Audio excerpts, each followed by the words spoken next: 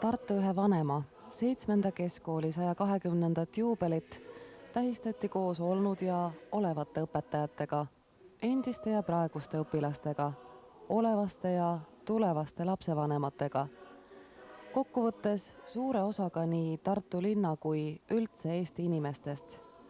Kontserte pühendati lapsevanematele, õpetajatele ja üldsusele. Kooli suurpäevaga oli kaasa tõmmatud ka Tartu Ülikool oma aulaga ja Vanemuise teatri kontserdisaal. Aktused, näitused ja tõsine pidu panid koolimaja terveks nädalaks elama ebatavalist elu.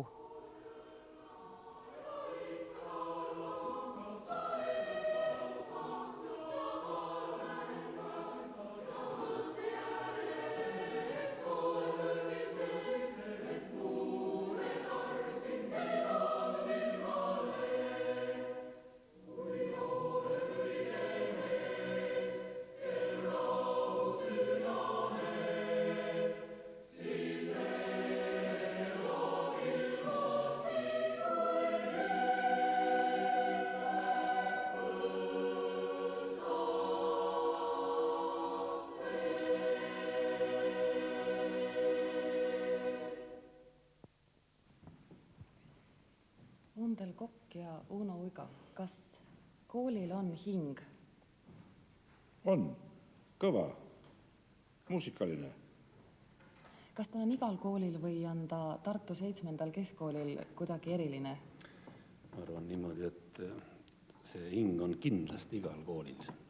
Aga ma olen ka seda meelt, et meie koolis ta on natukene teistsugune kui teistel.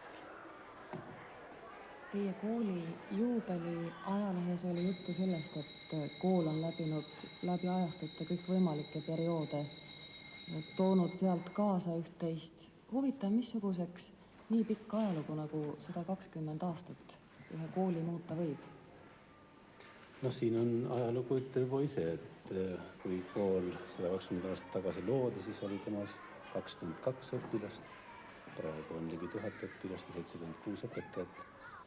Ja vahepeal on olnud ju koolil väga palju nimetusi, ta on olnud algkool, ta on olnud 7-aastane kool, siis hiljem keskkool ja nii see elu on läinud ja 120 aastat on just niisugune aeg, kus kõik need muudatused on saanud rahulikult küpseda ja siis on tulnud uus periood.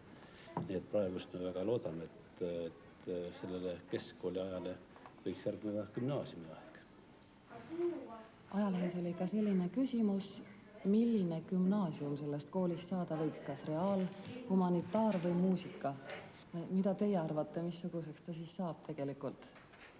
No kui me tahame olla täiesti selle ajastu väärilised, milleks me ise oleme seda tahtnud ja muusika rajanud ja meil on see ka mõningal määral õnnestunud, vokaalmuusika just, koorimuusika, siis kahtlemata sellel gümnaasiumil saab olema ka koorimuusika nägu. Aga ma ei taha muidugi sellega öelda, et seal midagi muud ei ole. Seal on kindlasti muud ka väga palju ja rohkem kindlasti kui võib-olla varematel aegadel ehk olnud. Siis iga ajastu, iga 5 aastat, 10 aastat, kui nii võib nimetada, ikka annab oma näo. Ja ikka on, et praegu see muusikaõpetuski meil on nüüd koolikoolisüsteemis 15 aastat vana. Ja pidevalt on ta arenenud. Iga aastaga on ikka mingi nükke juures asjal. Ja kui kaugel ta jõuab, seda ei oska öelda. Üks gümnaasium peaks olema selline õppeasutus, mis annaks inimesele sellise hariduse, et ta saaks elus hakkama. Et ta saaks elus hästi hakkama. Ja siin ma arvan niimoodi, et ega ainult muusikaga vist läbi elu ei lähe. On tarvis osata keeli ja on tarvis osata matemaatikat ja füüsikat ja keemiat. Ja ma kujutan ette, et see gümnaasiumist, mis võiks 7. keskkoolist kasvada, on kindlasti humanitaarse kallakuga, aga tal ei tohi olla ühtegi nõrka kohta. Tähendab, et see inimene, kes selle kooli on lõpetanud, peab olema võimeline sisse astuma kõikidesse kõrgkoolidesse. Kuidagi meie eelis on see, et on võimalik astuda ka muusikaakadeemiasse, mida kool teistel Tartu linnakoolidel ei ole.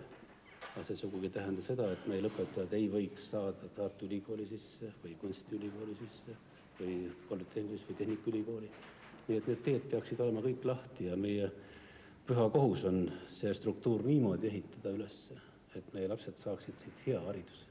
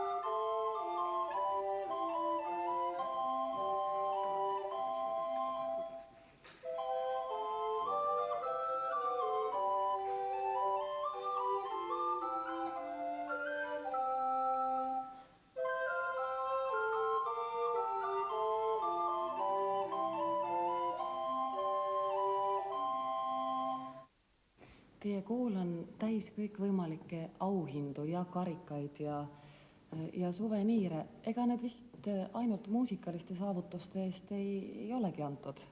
Ei, mitte sugugi, jah. Muusika omad võib-olla on viimasel ajal esile kerkinud, aga 7. koolil on olnud ju väga häid tulemusi kehalises kasvatuses, spordis. Nii kummaline, kui see ka ei ole, meie õpilased on küllalt hästi esinenud reaalainet olümpiaadel, keemias ja füüsikas. Võib-olla matemaatika on jäänud natukene tagasihoidlikumaks. Aga neid auhindu, ma loodan, et neid tuleb tulevikus veel.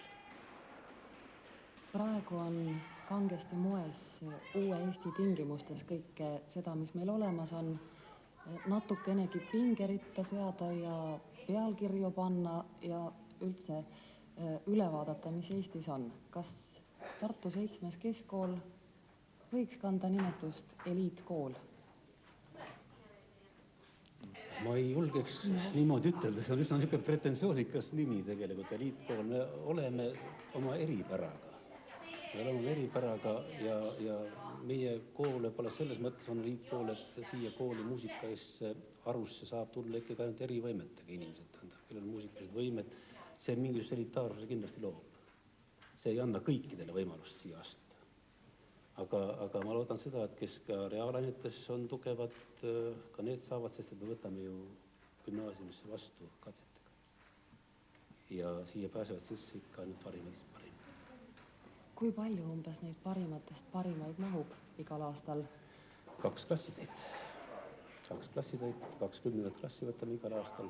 Üks on siis nagu niisugune muusika põhiliiniga ja teine on siis keelte ja kõigi selle muu süvaga, mida praegune õppeplaan pakub. Nii et üsna palju parimatest parimaid järelikult.